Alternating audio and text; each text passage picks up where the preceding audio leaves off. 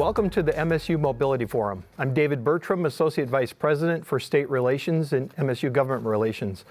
I hope you enjoyed the video as a lead-in to our discussion about mobility trends and research. If you didn't catch much of the video, that is fine, as we have another one for you as part of the program today.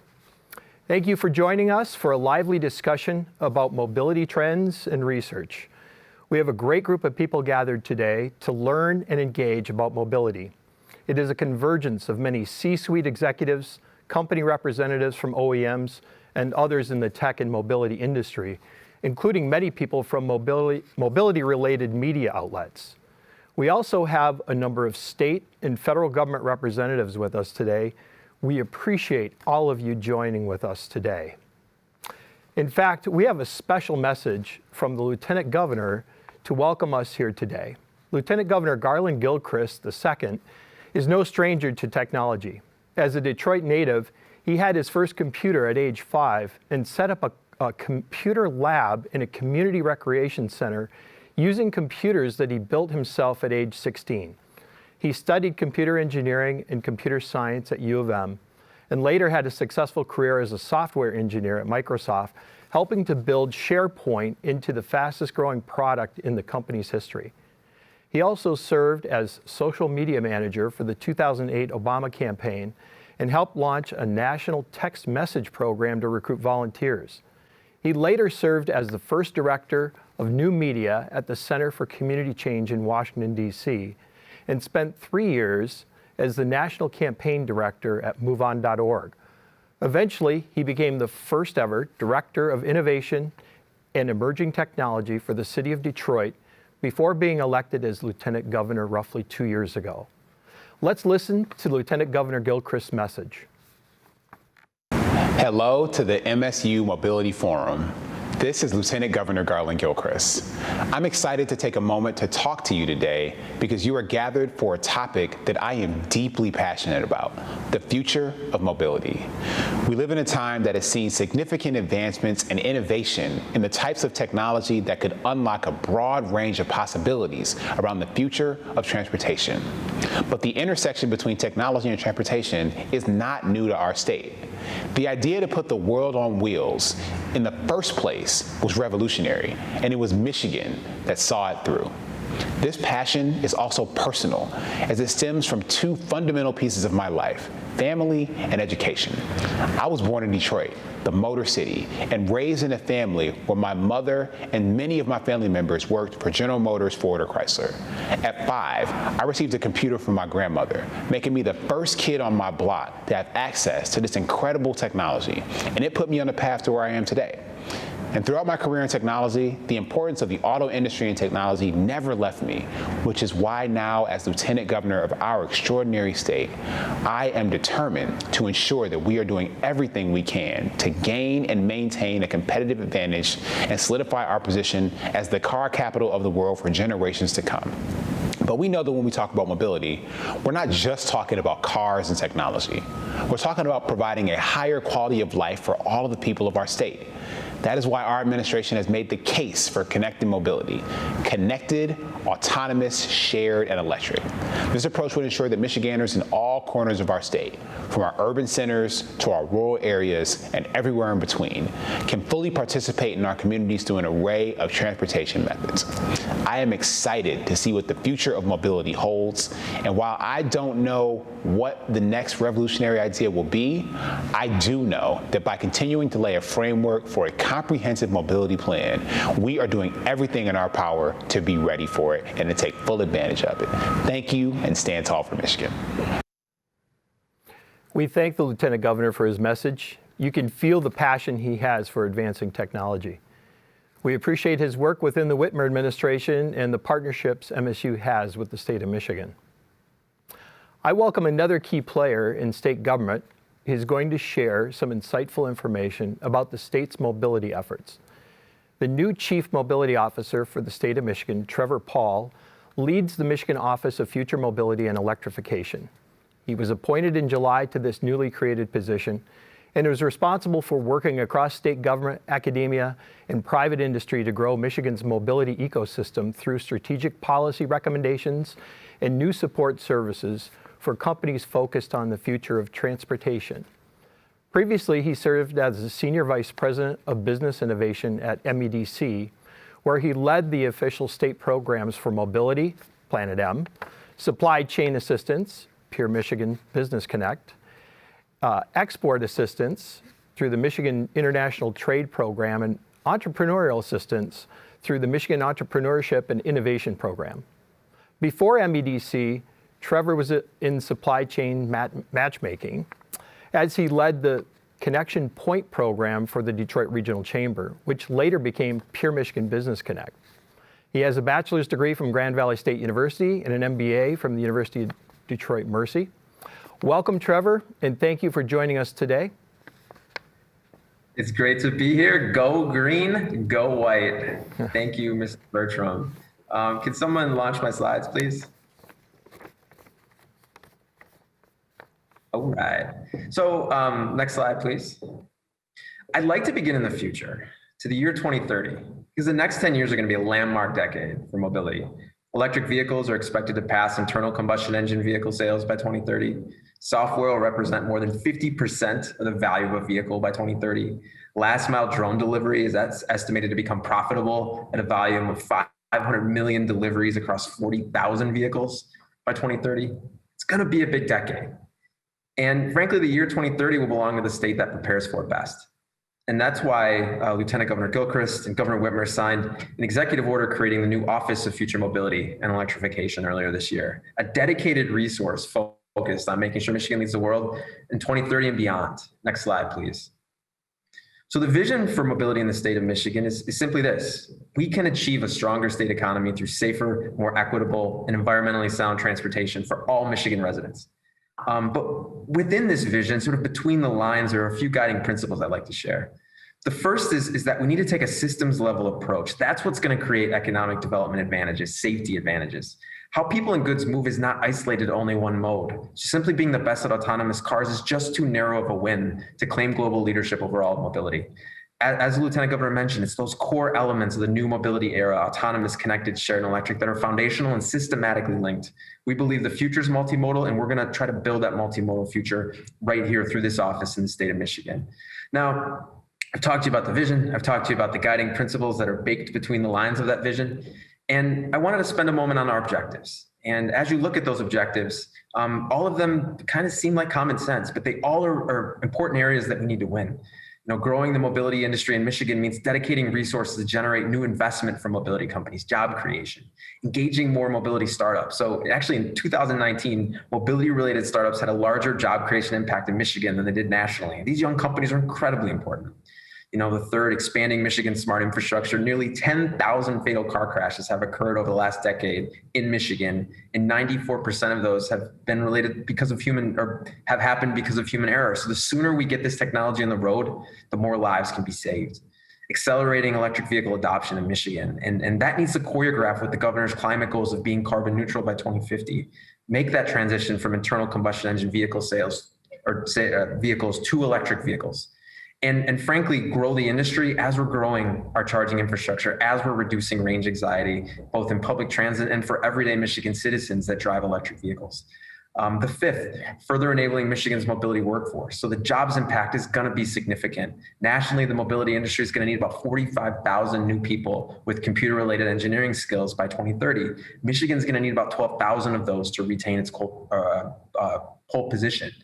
And then bolstering Michigan's mobility manufacturing core. So protecting our state's competitiveness in manufacturing and electric vehicles and autonomous vehicles, but also marking a path towards evolution. That's really important. Next slide, please.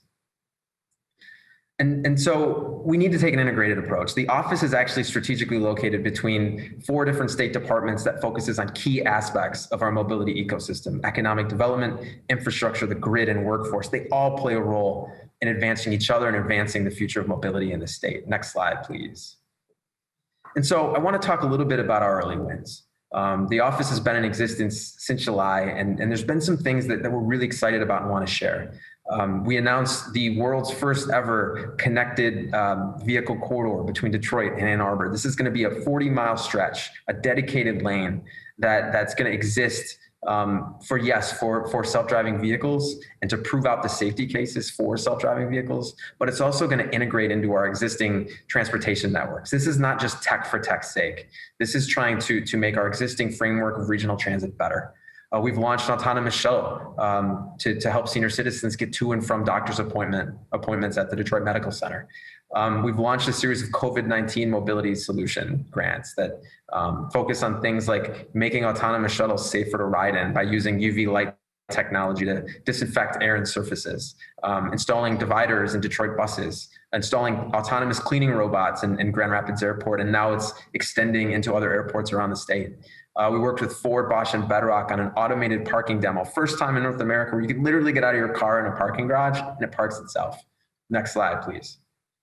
We're also working on building digital infrastructure in the sky with Airspace Link and Aerotropolis in Wayne County, beginning to create that digital software platform that allows these commercial drones as they pass over your community, delivering critical health supplies or manufacturing parts to make sure that they're abiding by the law as they're doing business. We're even working with folks up in the UP to launch a round of maritime mobility grants focused on the future of shipping. We're a partner in Plug and Play, a new mobility accelerator in Detroit that focuses on diverse founders and getting them the resources they need to succeed. We just announced the Council on Future Mobility, and actually Michigan State has a seat on that. And that council is going to advise both the governor and legislature on different ways to improve upon our EV and AV regulatory environments. And there's so much more going on. There's so much more going on. We have an opportunity to create first like we did in the first part of the 20th century. Do you know like the lines on our roads, that happened in Detroit? It was literally a milk truck that was dripping milk, and someone from the Wayne County Road Commission saw that, and then lines were created. Same with the 3-color traffic light, the first paved road, the first city highway. I mean, we're at that stage in the history of transportation where we can create those firsts on a regular basis again, and that's what this office is going to focus on. That's what our governor's focused on. The future's really looking bright with mobility and electrification, and thank you again for having us. So back to you, Mr. Bertram, and go green, go white. Thank you, Trevor, for giving us a good sense of the scope of efforts by the state related to mobility business and research. Our state is positioned so well to succeed in these areas. Much like the state, MSU is engaged in so many areas of research and innovation. And Doug Gage is up next to provide us with an overview of some of these efforts. Dr. Doug Gage currently serves as the Interim Vice President for Research and Innovation at MSU, where he oversees strategic initiatives and support for the university's $725 million annual research program. A scientist for more than 30 years, Dr. Gage's research as a professor in MSU's Department of Biochemistry and Molecular Biology focused on the metabolic engineering of plant biochemical pathways. He later used his expertise as the senior director leading the discovery and early clinical development biomarker effort at Pfizer Global Research and Development in Ann Arbor before joining MSU. Today, he remains active with MSU's Drug Discovery Initiative, the Michigan Translational Research and Commercialization Hub, and the Spectrum Health MSU Research Alliance. Along with fostering collaboration and excellence and integrity in research, he has led the Global Impact Initiative at MSU. This is an aggressive recruiting plan to attract 100 faculty researchers in exciting new areas, including autonomous vehicle research. We welcome Doug Gage. First slide, please. I'd like to give you an overview of the efforts at MSU in R&D related to mobility, but also in actual deployment and exploring the way to operate these systems in the real world. So I'll be telling you a little bit about some of the technologies, not a complete picture, but one of the nice things about, if you look at the map of MSU in the center there, we have almost, it's a fairly sizable campus. We have rural areas, farms on the south side, more or less lower density suburban type areas, and then very high density, high pedestrian density areas in central campus. Next slide, please.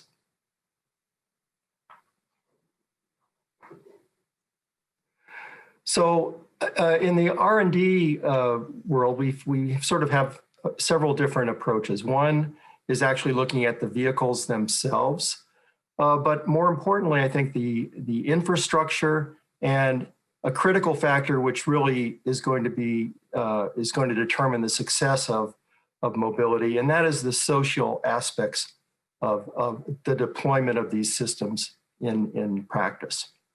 Next slide. I'm going to give you a couple examples from the research side. Dr. Xiaoming Liu is working on imaging of vehicles, and he has developed a single camera method to actually deploy on vehicles to detect velocity and distance of other objects.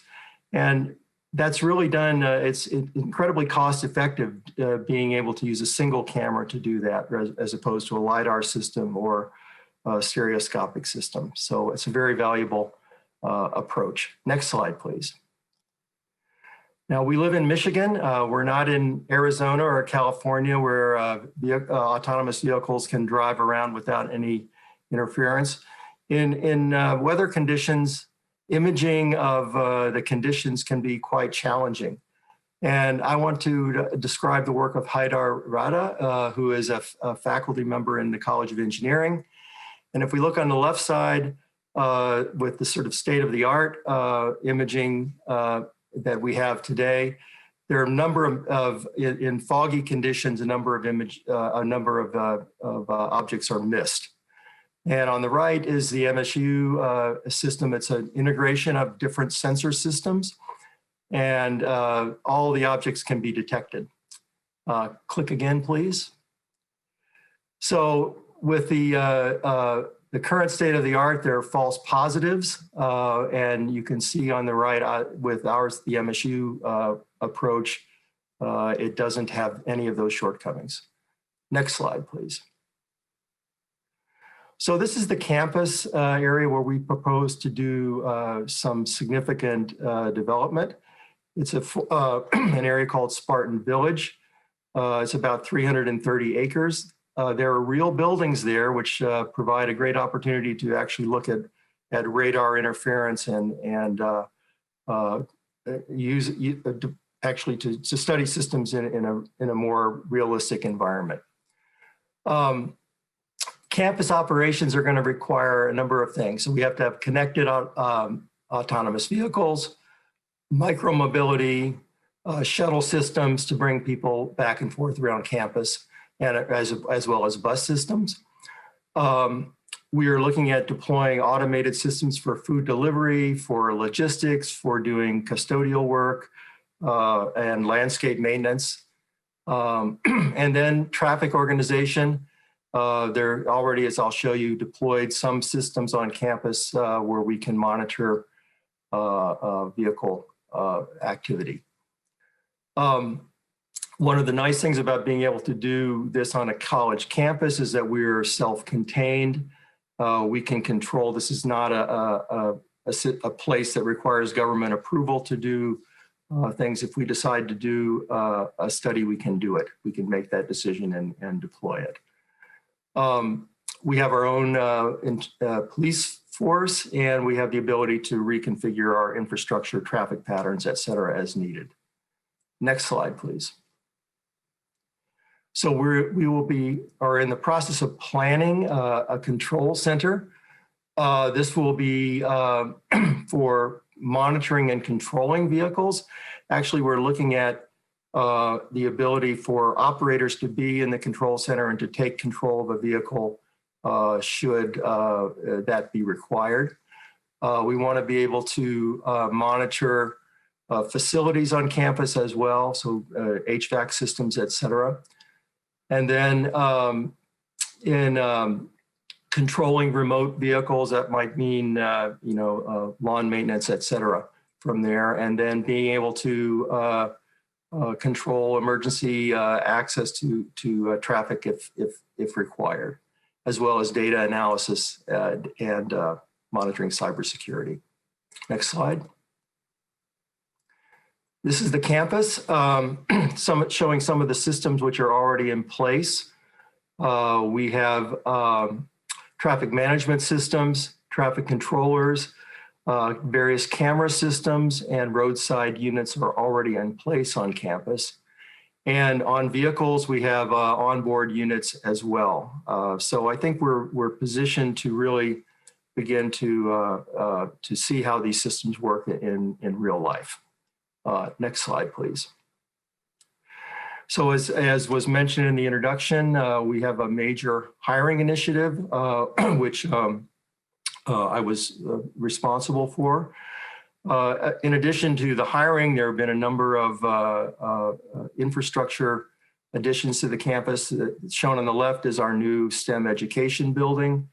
We have a major growth in biomedical research, but as part of that, we're looking at mobile health, so monitoring systems in vehicles as well. And as was mentioned, mobility was certainly a target area for hiring in the Global Impact Initiative. Next slide. So I mentioned socio-mobility. We have an NSF-funded research experience for undergraduates.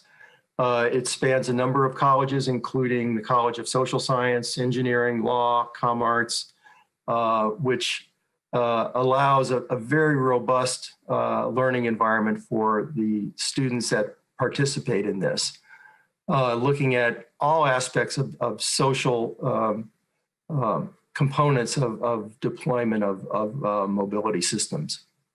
So I think it's a great experience for them as undergraduates to do research, but also I think it prepares them for careers in this very area. Next slide. So this is my summary, I guess, of things that I can just kind of outline a little bit. So we've talked about, mobility in a pedestrian intense environment, and anyone who's been on a college campus at the time of a class change knows just how challenging that can be. So we, I think, are looking, want to be able to see if we can effectively deploy these mobility systems in that environment. Connected autonomous vehicles are going to be very critical, and also first mile, last mile, the micro mobility stage. We want to pioneer that as well. Infrastructure is key to the success of these efforts, and as I mentioned, the social impacts are quite critical as well. So we want to be able to integrate data. We have for connectivity, we have a unique system pioneered at WKR and ATSC 3.0, which allows us to push out information and system or upgrades to systems that are about 1,000 times cheaper than a 4G system. And so traffic and event management, clearly that's something we have to do during a normal football season, but we can use that same system to be able to deploy as we explore mobility. And then, as I mentioned, there we have an opportunity for really a great testing environment at Spartan Village to be able to really introduce a number of new systems. So I'll stop there, and I'd like to now introduce our president, President Samuel Stanley. He joined MSU roughly 15 months ago as our 21st president. He's a distinguished biomedical researcher who's a strong believer in higher education to advance technology and economic development. On our campus, he is a strong force for diversity, equity, and inclusion, for student success initiatives, and for the health and safety of all. His background is he's a medical doctor with a background in infectious diseases. We didn't plan for a pandemic, but I don't think we could be in any more of a more fortunate position by having Dr. Stanley as our leader during this period. President Stanley, welcome. I know you're very interested. We're very interested to hear from you and the panel discussion you'll be hosting today. Well, thank you so much, Doug, and good afternoon, everyone. As we saw from Doug's presentation, Michigan State University really is innovating in first mile, last mile mobility, as well as working to demonstrate the benefits of the technology in our campus living laboratory. So today I'm really pleased to host our panel discussion on first mile, last mile mobility. And I'm going to begin by introducing you to our panel of experts. After each panelist is introduced, they will give a 3-minute overview of their perspective on first mile, last mile of mobility. Our first panelist is John Coleman. As Director for City Solutions at Ford Motor Company, he leads mobility policy and strategy to engage municipalities in the implementation of solutions to urban mobility needs.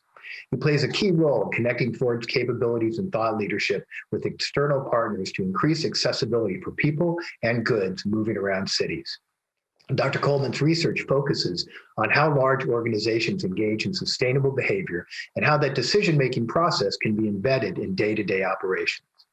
He has been involved with sustainability at Ford for more than 20 years, working to embed advanced technologies into products and services. He earned his bachelor's degree in marketing from The Ohio State University, his master's degree in finance from Xavier University, and his doctorate in management from Case Western Reserve University. John, welcome. Thank you very much, President Stanley. It is truly a pleasure to be part of this panel and talk about the future of mobility and what it might mean to so many people. So I work in a group at Ford called City Solutions, and the primary role of our group is to work with cities to understand the systems in which vehicles operate to improve the capacity and flow of how goods and people move. And as part of understanding those systems, you've already heard Lieutenant Governor Gilchrist, Trevor Paul, Dr. Gage, everyone has talked about systems. So this isn't as much about the technical details of how we move things in the first mile and last mile, as it is understanding all of the systems that operate there. So my role, actually, I'm a behaviorist, not a technologist. I'm occasionally accused of speaking engineering, but for the most part, I focus on people's behavior and how they use technologies to enable what they need to get done. And those challenges, the most interesting challenges, are at that system level. So when we start talking about automating services, especially first mile, last mile, I like to talk about things we've already automated in the past as a society. And one of the most commonly automated things is a light switch. And it's fascinating to me that of all the things we could choose to automate, we literally automated a cliche. It's as easy as flipping a switch, and that's what we chose to automate.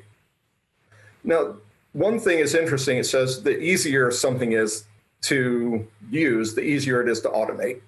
But more importantly, if we look at the dispersal of that technology and the data that's come back from it, architects now design buildings based on the data coming from those smart switches.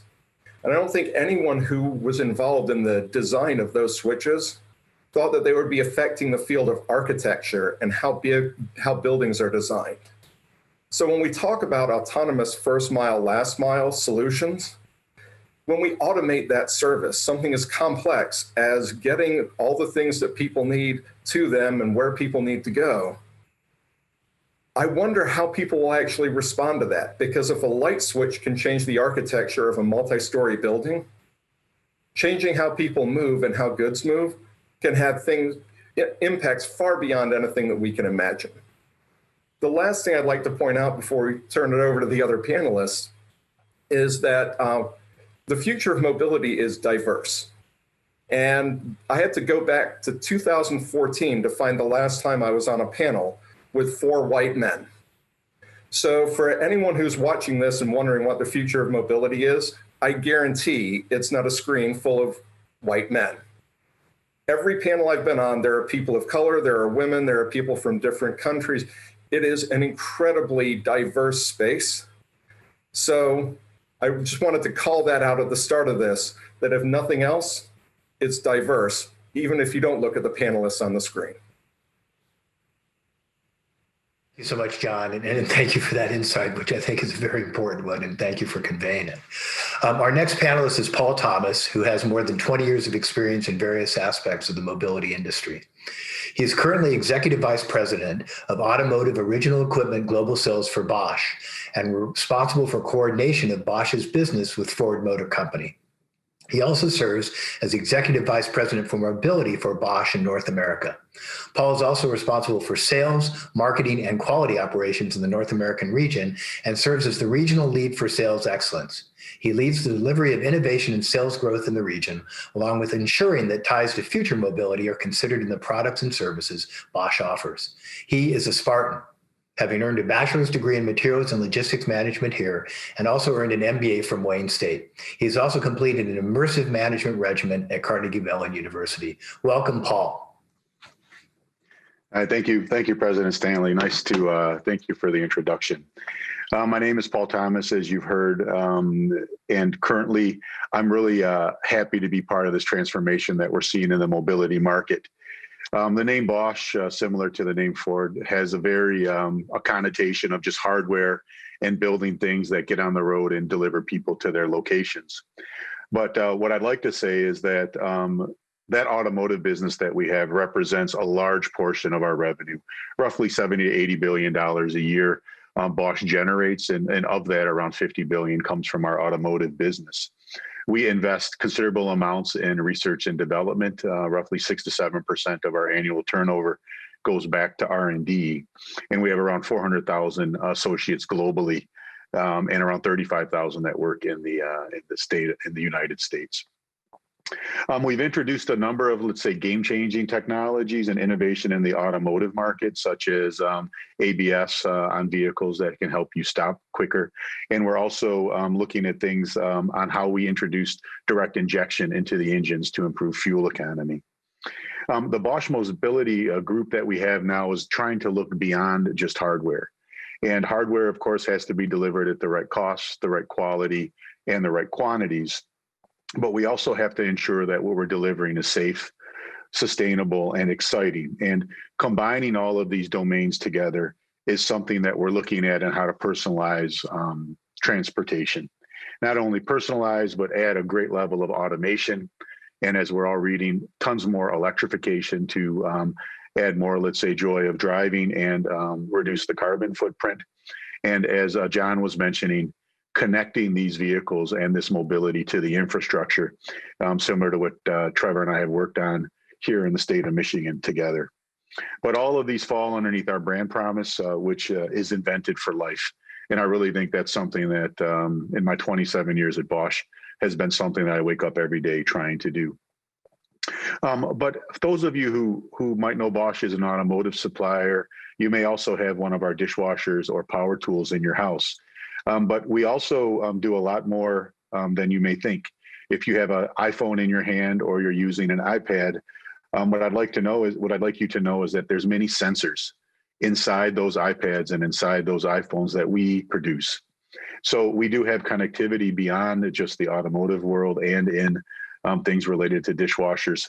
Any of your fitness trackers, game consoles, or drones are novel examples of the way that we're using our automotive know-how in developing solutions for consumer and retail engagement. What I really love about my job over the past 3 or 4 years has been looking beyond the industries of just automotive and really focusing on technology that can improve people's lives and generate things that consumers that like. We have a long-standing reputation in being able to produce lots of product at the right quality, as I said before, to the very small details related to tolerances. But what we're really trying to do is branch out and not be able to rely on our own desires. We like to partner with customers like Ford, as Trevor mentioned, with this automated valet park solutions. We also like to partner with infrastructure solution providers like Bedrock or huge real estate companies that are looking for ways to connect mobility to their infrastructure. And I really like John's example of the light switch. Something as simple as parking could now be connected to a building or someone's smartphone. And it really shows how things can get better. I also like working with academia. I liked all the examples that were given related to camera technology and sensors that are being developed in the academic world. And I'm thrilled to be continued a supporter of MSU. We do lots of work with the engineering group. We sponsor lots of activities on campus. And I really am looking forward to working together and discussing with David and John how we can all together improve the mobility in first and last mile. And I think we can do it together, and it's not just a single person job. Thank you. Thank you so much, Paul. Finally, I'd like to welcome David Gorsuch, who is the U.S. Army's Chief Scientist for Ground Vehicle Systems at the Combat Capabilities Development Command's Ground Vehicle Systems Center, GVSC, in Warren, Michigan. Dr. Gorsuch has a technical specialization in modeling and simulation, and his current research focuses on vehicle dynamics and structural analysis, vehicle design and optimization, reliability, underbody blast analysis, terrain modeling, spatial statistics, system engineering methodologies, and accreditation and validation of simulation methods. He has served in various positions in the GVSC, is a fellow of the Society of Automotive Engineers, and is an associate editor for several highly respected technical journals. He earned his PhD in applied mathematics from MIT, his MS degree in applied mathematics from George Washington University, and his BS degree in electrical engineering from Lawrence Technological University. Welcome, David.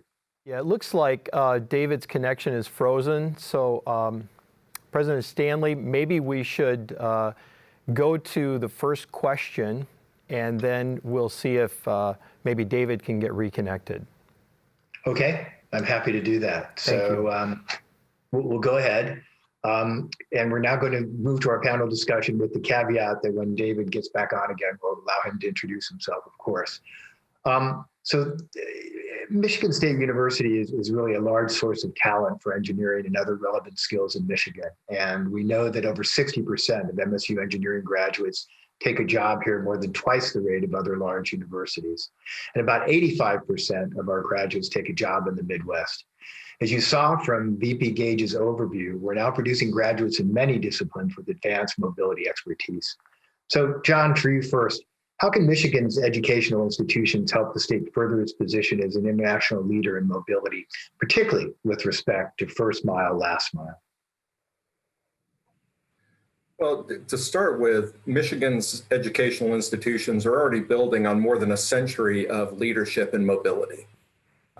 There is hardly a field of study that is not covered at universities in Michigan and Michigan State especially, where we cover things through the lens of mobility. And this is most evident to me in the wide range of classes where I've lectured at different universities.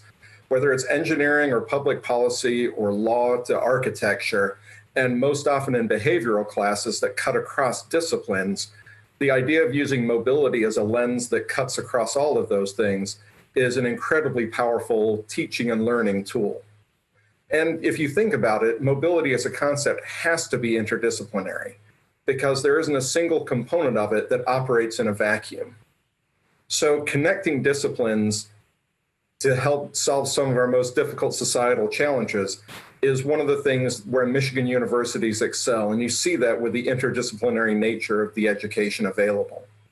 And when we look at the first mile, last mile challenge, that's just one of a wide range of mobility challenges that require both the technical expertise of solving specific engineering challenges, all the way up through the ability to prototype and sacrifice ideas that don't necessarily work in the real world, and engaging human beings where they are to understand the design protocols that are needed. So collectively, whether you're looking at law, public policy, or any of the other disciplines of the university, it's the connection of all of those that is going to continue to enable Michigan universities to lead in this space. Thank you, John. Paul, could I ask you the same question? Sure. Let me come off mute. Yeah, I think the interesting thing to me is, and I want to make a comment, is I spend a little bit of time on the West Coast before everything kind of slowed down. And I really found it very interesting that a lot of the students and people that were studying outside of Michigan wanted to work in the automotive industry. And I found that very engaging and interesting to me. That you would figure they'd want to stay with the Googles or the Apples, but a lot of them wanted to be with Ford, with GM, with Bosch, and a lot of the others. So I think we're starting to make the industry exciting again. And what I'd like to how to answer what we can do in the region. I do think that diversity, and John mentioned that earlier, not only in people, but also in educational backgrounds will help us in this site to mobility. There's no single person that can handle mobility on their own. There's a strong need we're starting to see in the market now more for software engineering, whereas in the past, maybe mechanical and hardware engineers were more the norm. We're starting to see that we need people that can bring these systems together and have them talk. So I think the software engineering is becoming much, much more important. We also need people that can think holistically, as these vehicles and the infrastructures require more cross-domain speaking. So you need a car that can speak to a building, or a car that can speak to a car, or a system, a braking system within a vehicle that can speak with a steering system. And therefore, we're establishing within our company ways to look at cross-domain solutions. And we've changed the way that we approach the market to ensure that we look at how things are connected to provide services and solutions. So I think any student that can start thinking more along how systems are connected versus just how they operate independently would also be great.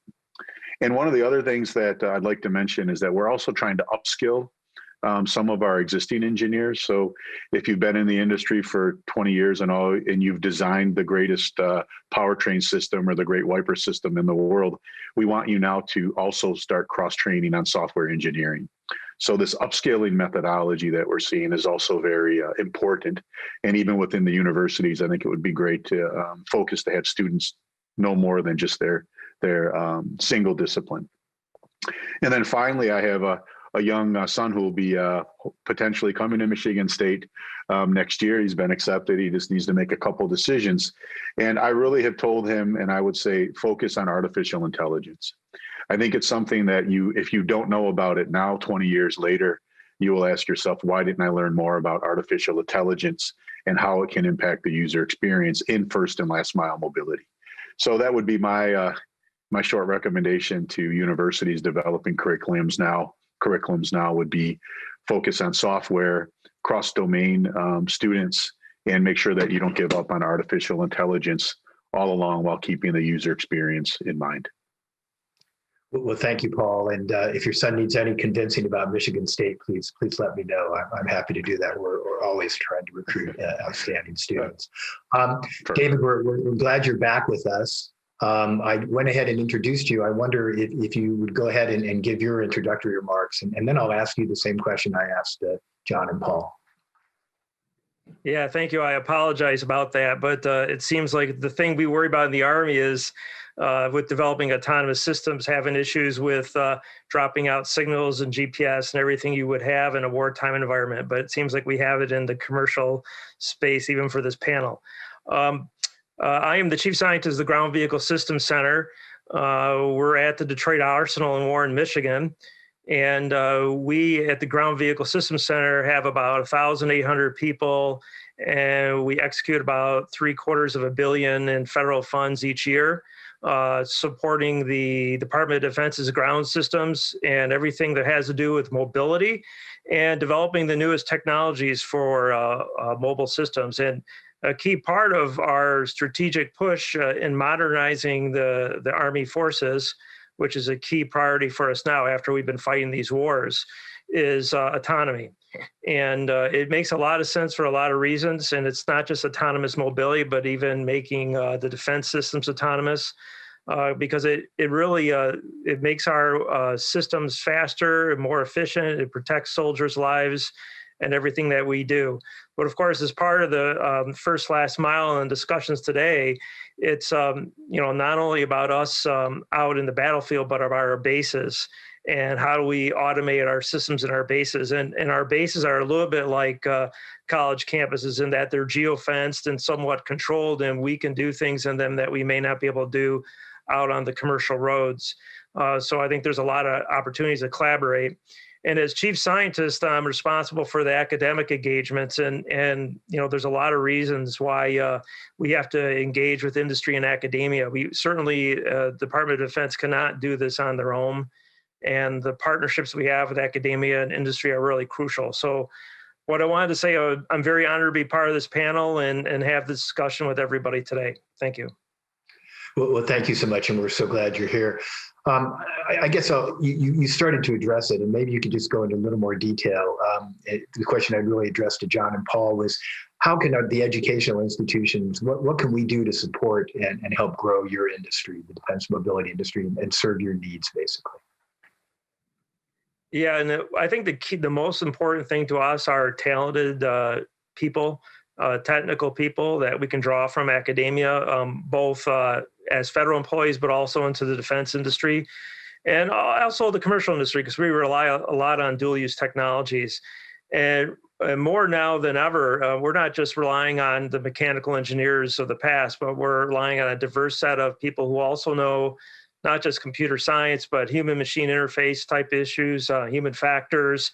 One of the biggest challenges for us has been with autonomous systems, even getting soldiers to trust those systems and understand how to operate them and what they can and can't do.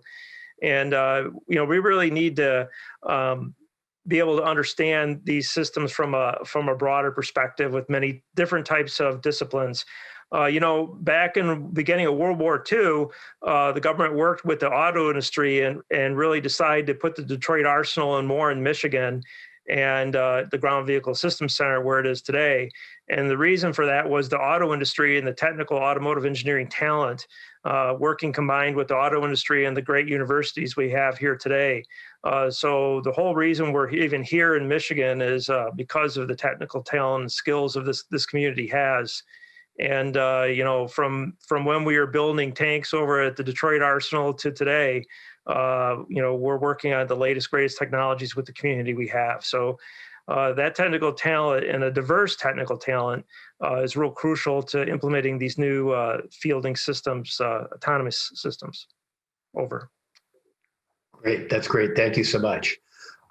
In the central hub mobility concept that Doug Gage talked about, we saw that electrical vehicles really played a very important role in short-range mobility, where internal combustion engines are inefficient and can be very polluting when operated cold. For the first mile, last mile hub, getting people from the depot to their final destination, at least in our construct, uses hailable 1 to 2 seat electric vehicles. So Paul, to you first. I'm curious about Bosch's innovations in electric vehicles and supporting infrastructure, and what solutions might we look forward to in the next 5 to 10 years? Yeah, I think it's a great question. But one of the comments I always like to make when people talk about electrification is that there's still a lot of innovation happening in conventional internal combustion engines. So they've become a lot more efficient over the past 5 to 10 years. And I think that they're going to be on the road for some time into the future. So I think we'll have to see a combination of both electric and, let's say, internal combustion engines working forward. But at the same time, there are a lot of exciting movements in the electrification area that we at Bosch are deeply involved in, whether it's from the control of the battery system itself by managing the battery management. We also have a cross-domain approach looking at how to control the battery in the cloud. So the battery health has become really important because once a battery is manufactured, it's kind of a lifetime endeavor where you can't just dispose of them. They have to have a good life cycle management related to batteries and how that works out. So I think there's a lot of things that we're doing from the standpoint of controlling batteries. We manufacture battery packs, of course, not the cell technology, but we do put the packs together. And all of our e-machines and e-axles, as you move away from the internal combustion engine, expertise in transmission control and delivering power to the road also is something that we're highly engaged in. So I think that from that standpoint, lightweighting is important, making sure that they can not be too heavy from that standpoint so that you can eliminate lots of power required. So not to kind of go off the rails here on you, President Stanley, but I think that the main things we're doing to lightweight is really to find the most efficient usage of the power, making batteries become more efficient so that you don't have to have a large battery pack to eliminate range anxiety, and then really connecting that vehicle to the cloud so that owners, vehicle manufacturers, and service depots can really understand how that product's operating in the field. Thank you so much, Paul. David, from the perspective of GVSC, are there any prospects for compact EVs for base logistics and personnel in the near future? And how can our expertise, Michigan, the state's expertise in civilian EV technologies support DoD needs?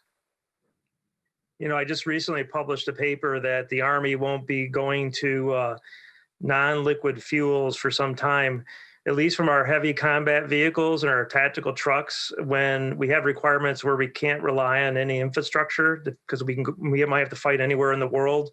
And also, if we have to go to places like the Arctic or the desert, it kind of drives the Army to still rely on liquid fuels like diesel as a primary fuel source for our platforms.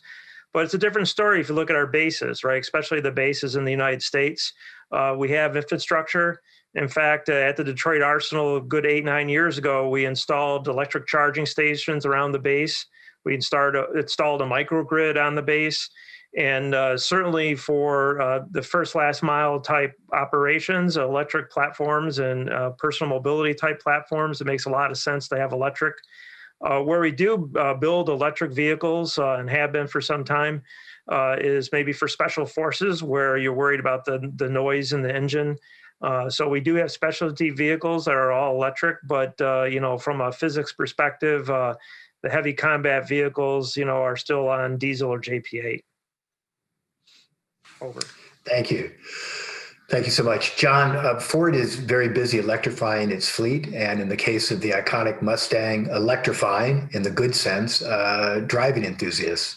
What transformational changes are coming for electric vehicles, and particularly for lightweight vehicles for short-range, low-speed environments? And right now, less than 12% of EV production occurs in Michigan. Is there a way we can grow that figure? Most definitely. So as we've been announcing over the course of the last year, different vehicles that we're electrifying. As you mentioned, the Mustang Mach-E. I have to say my Mustang Mach-E was built last week, so I'm anxiously awaiting its delivery here in Michigan. We also announced the E-Transit last week, which is part of our $11.5 billion investment in electrification. And we also have talked about the electric F-150 that is coming and breaking ground at our Rouge complex for the build of that vehicle.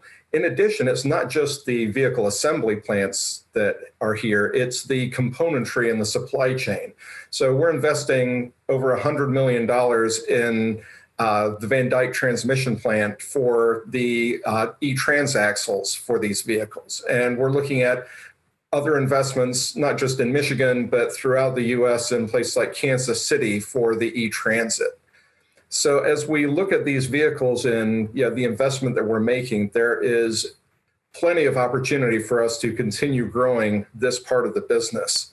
When we look at the specifics around automated first mile, last mile, there are so many innovations that have happened this year. If there's a bright side to what's happened with the pandemic, it's that we have probably seen more innovation in delivery in the last 9 months than we've seen in the last 9 years. And I don't think any of us really know at this point what the right solution set, what the right form factor, what the powertrain, all of those things might look like, because there's been so much innovation that we don't know if we have the right tool for the job yet. And that's one of the challenges where we need university research is to try and understand, do we have the right tool for the job? Does it match the duty cycle? Because if the vehicle doesn't work in whatever form, no one's going to use it.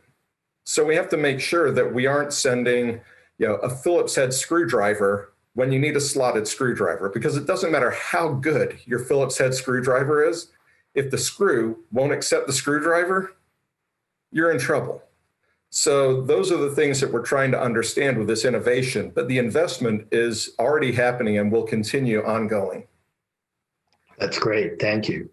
As we saw earlier, Michigan State is really working to build a campus micromobility ecosystem that includes peripheral parking, autonomous buses to get people to a central depot, lightweight shared EVs to move people around on campus, e-scooters and e-bikes, logistics, groundskeeping and snow removal, and infrastructure centers, cameras, and communications to support and enhance safety, efficiency, and cost. David, for you, what are some of the key challenges in implementing a micromobility system on a base? And how important are issues around cybersecurity and use control for you? Or are they similar to civilian needs or more stringent? Especially on a base, we're definitely going to rely on commercial technologies. And I think all the challenges they have are challenges we have as well. But I would say that the biggest challenge, I think, for all of us still is really sensing the environment and understanding the environment. And that problem for autonomous systems is really key. So if the environment was never changing and we had total knowledge of the environment, everything would be simple, but that's not the case. And even in a controlled environment like a base, or, well, if you can call a university campus a controlled environment, it's still a real challenge to understand what's happening. But micro mobility type solutions like scooters and everything on bases are a great idea. I wish we had them right now on our base in the Detroit Arsenal. I was up in Norway and, realized I didn't really need a taxi. I asked one of the young engineers and they said, just take the scooter. And I was so happy about that. So having those type of capabilities are huge. And I think the solutions are already there. It's just really fielding them. But some of the technical challenges really are, I believe, in sensing and understanding the environment. Thank you. Paul, you addressed this a little already, but I wanted to follow up on what should city planners be considering to transform their supporting infrastructure as we look to the future? Yeah, I think I answered a little bit earlier, so I apologize for that. But there's a couple things that I think are important for city planners. One, of course, we think parking is extremely important. There's nothing more complicated to a city planner than having a large parking structure that's only used 8 hours of the day and sits empty during the night. And when it is used, is it being used in the most effective way? And are the consumers that are using it comfortable, safe, and feel good about leaving their car there? So the automated valet parking conversation that Trevor mentioned and I brought up earlier is something that a lot of city planners are bound with, is what to do with these huge parking garages, how to make them more efficient. And as you build that infrastructure, do you have to have things for electrification? So can you have the car drive to a charging spot, be charged, and then move away so that you take better advantage of scale related to high investment, things like charging stations? Can you also have the car serviced in the parking garage? So certain things, as the vehicle is communicating, I think city planners need to be concerned with. One of the other things that we looked into is all the curbsides. When you look at communities, and as John had mentioned, delivery has become very interesting topic during the past year on where you deliver products, where you deliver goods. And a virtual address also becomes very important. And curbside delivery of bringing product to certain communities, not to a home address, not to a door, but to a specific location that someone may want. So real accurate mapping of communities is also very important as we go along that way. And having an infrastructure that's connected, whether it's with 5G or cellular, is a lot of things that community planners should be focusing on. So get your parking organized, make sure you understand your mapping and where you can deliver products, not only to addresses, but even to curbs. And then have real good interconnectivity between all the buildings, cars, and people, so to speak. So John, Ford potentially has multiple modes essentially in terms of the first to last mile user experience. How would you work to make that seamless across multiple modalities? Well, first, I'd like to congratulate the university on the vision and the plan to embrace the future campus mobility. Similarly, for David with the Detroit Arsenal and similar desires. And I have to say, as a behaviorist, I'm fascinated to watch how this evolves once people get involved. Because probably the biggest difference between the Detroit Arsenal and Michigan State is the Detroit Arsenal follows orders. And last time I checked, that was not necessarily the case for you, President Stanley, at the university. So over millennia, many plans for mobility have been modified once people are introduced to the system. So what it looks like on paper is rarely what happens when when the rubber meets the road. And we seem to have much bigger expectations about what technology can do rather than how people actually impact the system. So when we look through the lens of human-centered design, one of the things we've realized is this idea of seamless actually isn't necessarily the right phrase. It's more what people are asking for is frictionless. And if you think about clothing, a well-tailored outfit, there are seams everywhere. In some cases, they even highlight the seams as a fashion statement. But those seams feel like nothing to the wearer, and they don't inhibit how they move or what they can do. It's the lack of friction that defines good design and comfort, not the lack of seams. So no matter what modes of travel someone uses, there are going to be seams as you shift from mode to mode. The challenge and the goal is to make those shifts so smooth that they become unnoticeable. And an example right here in Southeast Michigan is at DTW. If you go to the airport, you will generally move from car to shuttle bus to train to plane without really thinking about the different modes that you're using. And with that, it enables people to go about their business and trust the system because they don't even have to think about it because they don't notice it. So it's that type of frictionless solution that we're looking for. And to try and help build that out, we're going to be, as we renovate the Michigan Central Station, building a vision for a 30-acre walkable community anchored by the train station to understand how people actually engage in different mobility solutions and how they connect those solutions to the broader network of city and regional assets and the innovation that's available. So we're very excited about what we can get done with the Michigan Central Station as we build that out and understand what happens when we actually take the friction out of the system and maybe make the seams fashionable. That's great. And your example of the airport, I think, certainly resonates with me. I was just there very recently, amazingly enough, and I had exactly that experience. The next question I have is something that all of you have touched on to some degree, but I think it's really important for us at MSU. And that is that we're working at MSU to provide a really broad educational, along with experiential courses really across our portfolio, and particularly relevant to mobility. And Doug alluded to some of that. But I'd like to pin you down more a little bit, if I could, on what sorts of skills, classes, and experience should a student focus on to best prepare for a career in micromobility. And again, I know some of you touched on a little already, but if you don't mind elaborating, and please consider both technical and non-technical components. And John, I'll start with you. So when I engage with students, I get this question quite often. And the best advice that I can give and have given is to develop a blend of expertise or going deep in something and experience of going broad. And the expertise in going deep is a requirement for doing things and to get things done. And if you want to have a career, you have to be able to do something, and that requires deep knowledge. But the experience of going broad enables dreaming. And we have to have dreams to understand what we should be doing. And to be successful as individuals and successful in society, we have to go deep and go broad. So for students and for any students who are watching this, I encourage you to go deep in what fuels you, what gets you excited, what you want to jump out of bed every morning and start doing. It's something that makes you feel valuable. Once you have that, go beyond your comfort zone and seek out fields that are interesting, but where you may not have the energy to go deep. And you'll find that the intersection of what you're really comfortable and excited about and things that are outside your comfort zone is where you will have the most fun in life.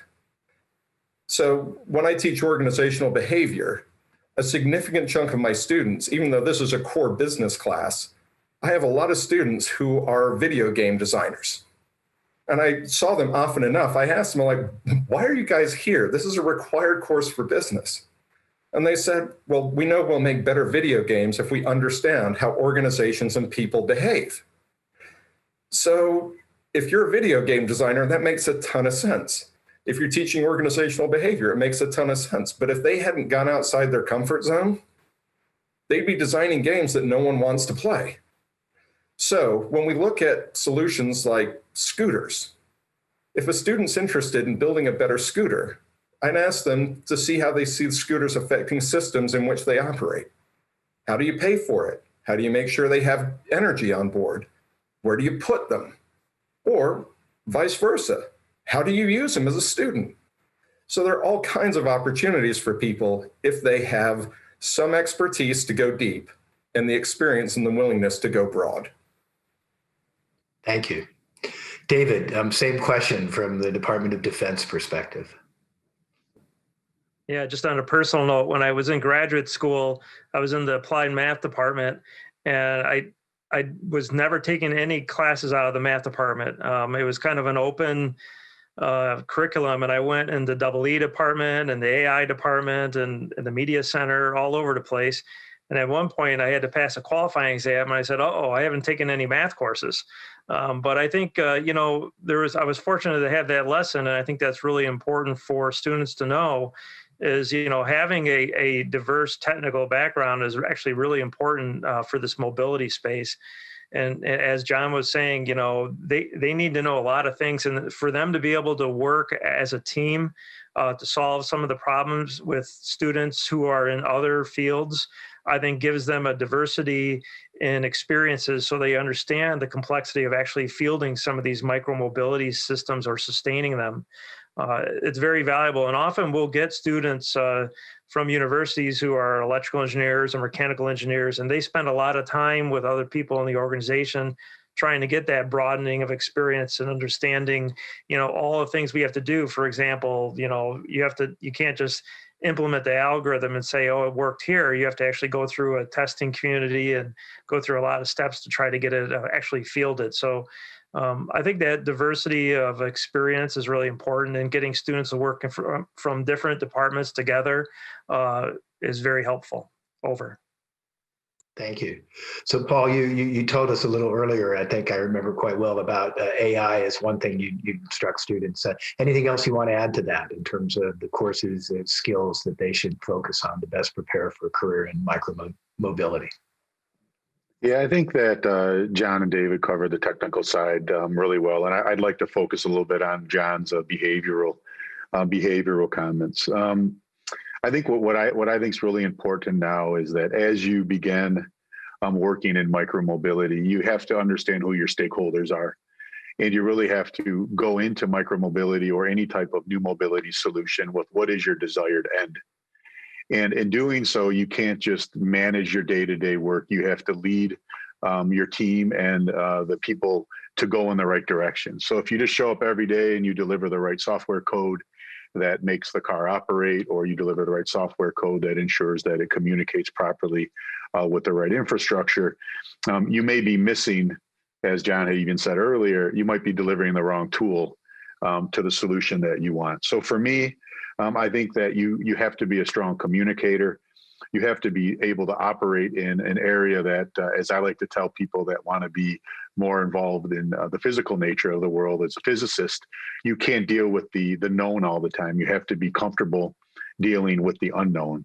And there's lots of characteristics in the world today that don't rebound as you expect them to, or don't act as you normally would expect them to. So I think that's important, to remain flexible. The other thing that I have found has helped me is utilize lots of empathy.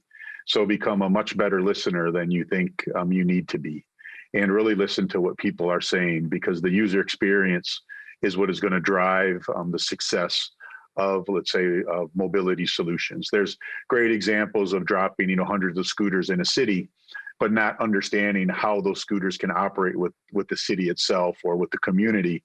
Sounds like a great idea, but if you don't think it through and understand how that's going to work, it's not a very good idea.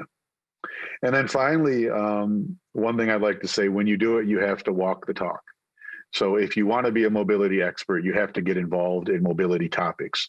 You have to support communities, you have to support academic endeavors, and you have to basically give up lots of your time to formulate the right solutions. And sometimes it can be very frustrating because there's no game plan for new mobility. It's something that you have to grow and live with. So I think that would be kind of the things I'd like to mention on. Be really good at your technical background, be the best you can, but also expand beyond, get broader, and listen well to people, and have the end solution in mind as you start developing the components to deliver to the communities or to the towns that you're working in. Thank you so much. As we saw in Doug's presentation, MSU is developing object and person recognition capabilities that really, I think, exceed the current state of the art, including in visually obscured conditions like fog and heavy rain. To John, what are the key safety aspects related to autonomous vehicles that are necessary to resolve before they can get integrated into general traffic? And how does your company see the opportunity to implement those final safety measures? Well, over the last several decades, Ford and the rest of the auto industry have spent a vast amount of resources developing robust processes to ensure we design and deploy safe vehicles, because safety is the core of what we're delivering. And it's something that, to be as honest as possible, it's just the price of entry.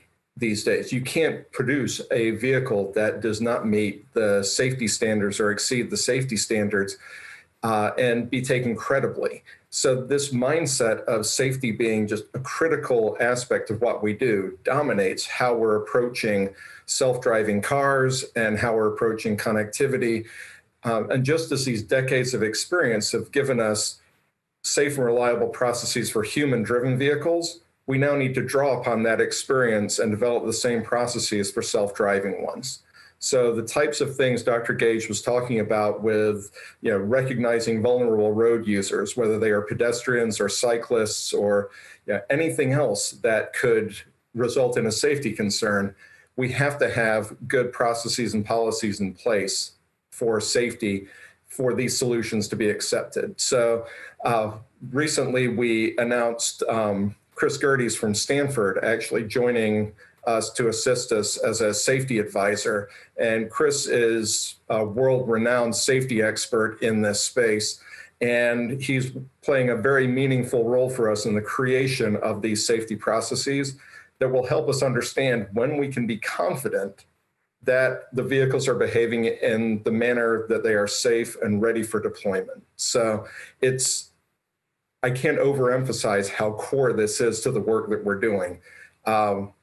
Safety is critical. Thank you, John. Paul, same question to you. Yeah, I think safety, of course, is critical. You can't underestimate it. One of the things that I did like the presentations earlier on the work that's being done with, let's say, single camera systems, mentioning to replace LiDAR, but there needs to be, at least at the early phases, many levels of redundancy. And redundancy is something that we struggle with in automation and in, let's say, ways to make sure a vehicle can drive by itself. And you wouldn't believe it, but a vehicle driving down a highway at 80 miles an hour with very few street signs and road signs is a lot easier to control than a vehicle moving slowly through a neighborhood with stop signs, intersections, people, and parked cars. And having multiple redundant systems, whether it's a camera, whether it's a LiDAR sensor or near-range location sensors, along with an accurate map, becomes very critical to autonomy. So I really think that the safety aspect is important, along with many levels of redundancy, and we just have to spend that money now to make sure that automation doesn't create more problems than it solves.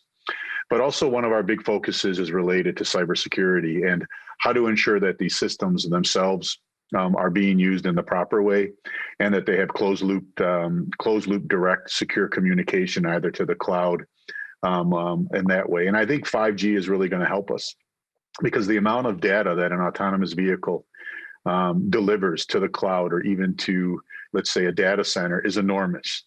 And you can't handle the speed of communication without having a very viable infrastructure related to the amount of data it can manage.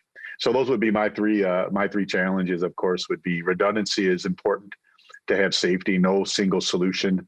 A camera can fail where LiDAR can pick things up, and LiDAR can fail where camera can help. And having accurate maps down to 1/8 of an inch is going to become really important when you take your hands off the wheel driving through a school zone or a neighborhood. Wow, that's impressive. 1/8 of an inch. I'm going to remember that. David, we're short on time, but anything you want to add from the civilian and defense R&D issues on this? Yeah, just the only comment on the safety part, super important, is, we just can't test for all the different scenarios and what the sensors will see. So we have to do a lot in modeling simulation, and we use gaming engines like Unreal 4 to really drive the sensors to kind of see what are all the permutations and possibilities that the system might see to try to get at where the edge cases are or the problem cases where you might have a failure in the system. So I think nowadays, with all the variation in these systems and all the differences in the environment that will be going on, you have to use modeling and simulation approaches to get at all the variables. Over. Thank you so much. So we're at a time now, and maybe slightly over. But I just want to thank our panelists so much today for their insights. I hope everyone's learned as much as I have. This has been great. Thank you to the panelists. And it really reinforces, I think, our desire at Michigan State University to work to positively impact safety, efficiency, and economy through our research and operations. And I think I would love to continue this discussion more. They're not going to let us. But thank you again to panelists. Thank you to everybody watching. And I'm going to turn the program back to our host, David Bertram, now. Thank you, President Stanley. That was an informative session, very interesting. I want to thank the panelists, Dr. Coleman, Paul Thomas, and Dr. Gorsuch, for engaging with us and sharing some insights about what their organizations have on the horizon. Many of you attempted to pose a question during the panel. I just want to assure you that we will be diligent about answering that question, and we'll have a response to you coming in the days ahead. So shifting gears ever so slightly, I now want to introduce Dr. John Verbancourt, who is the Associate Dean for Research and Graduate Studies in MSU College of Engineering.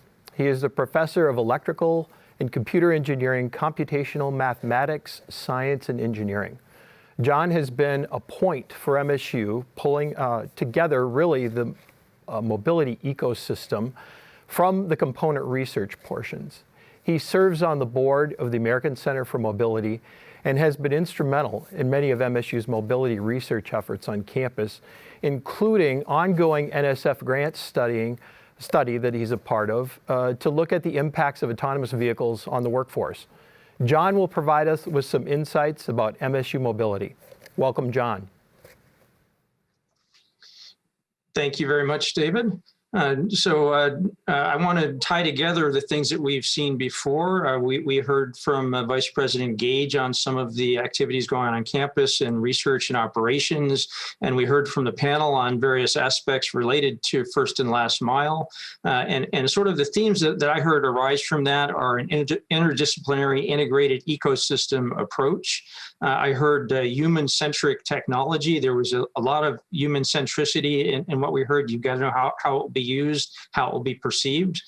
We heard the importance of getting in and making a societal difference from the perspective of engaging young people, getting them excited about entering the field. We heard examples, for example, avoiding classrooms with active groundskeeping equipment from the noise perspective, or moving the time of deliveries around in a pedestrian-intense environment to avoid times when the pedestrians are all on the streets, like class changes back in the normal days when we had 80,000 people on campus. With respect to Michigan's land grant mission, really aiming our development of R&D, innovation, and talent at the needs of the economic environment in Michigan and the nation, and thinking about where we're going with this, technology unknowns for the future. We heard a little bit about the needs for modeling and simulation of edge and corner cases, which really arise so infrequently that they're challenging to get data in the real world. We heard about the importance of the nexus of academia, R&D, and talent. and then the importance of safety, efficiency, and cost benefits from the perspective of how you actually deploy these systems. So what we're going to introduce next is a video overview of some of the things that are going on campus, and in particular, this is going to be a fast ride. This is the roller coaster segment of the program today. So I want you to look carefully for a few things that you'll see in there. You'll see some object detection and heavy precipitation. You'll see some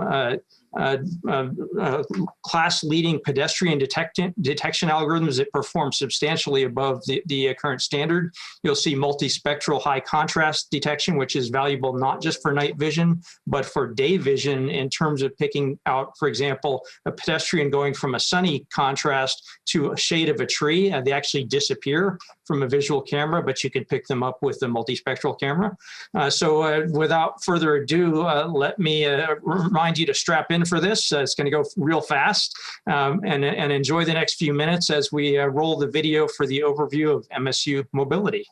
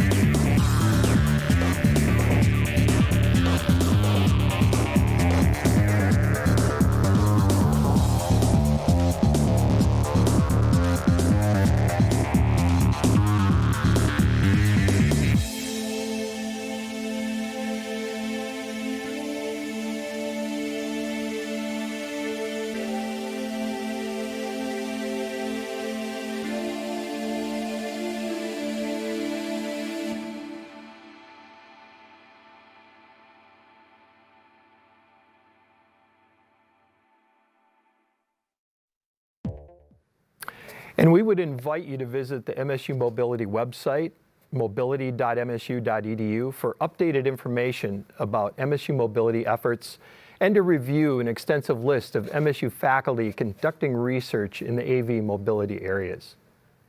I'm now very pleased to introduce Dr. Satish Udpa, a University Distinguished Professor of Electric and Computer Engineering here at MSU.